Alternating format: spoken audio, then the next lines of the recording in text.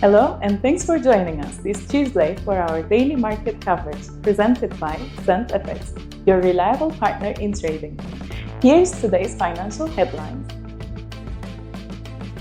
Tesla stock dropped nearly 7% on Monday, closing at $293.94, after Elon Musk announced the formation of a new political party called the America Party.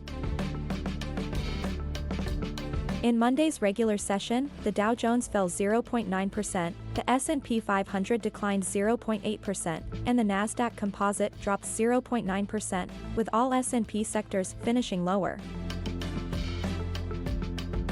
Gold dropped to around $3,330 per ounce on Tuesday, amid hopes for potential trade deals that could reduce demand for the safe haven metal.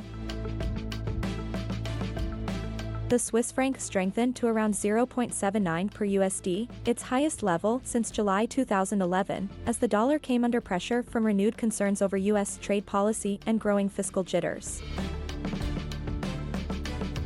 Ether traded at around $2,530 this Tuesday, decreasing by 0.3% in the last 24 hours.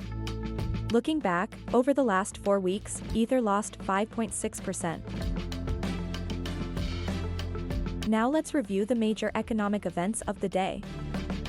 At 4:30 a.m., Australia to release the interest rate for July, following 3.85% in June. At 6 a.m., the balance of trade in Germany is expected to increase, after reaching over €14 billion in April. At 2 p.m., Canada will release figures for the Purchasing Managers' Index of June, following 48.9 in May. Tomorrow's major economic events. At 1:30 a.m., China to release the annual inflation rate for June, following -0.1% in May. At 12 p.m., the annual inflation rate in Mexico is expected to decrease, after reaching 4.4% in May. At 11 p.m., the UK will release figures for the house price balance of June, following -8% in May.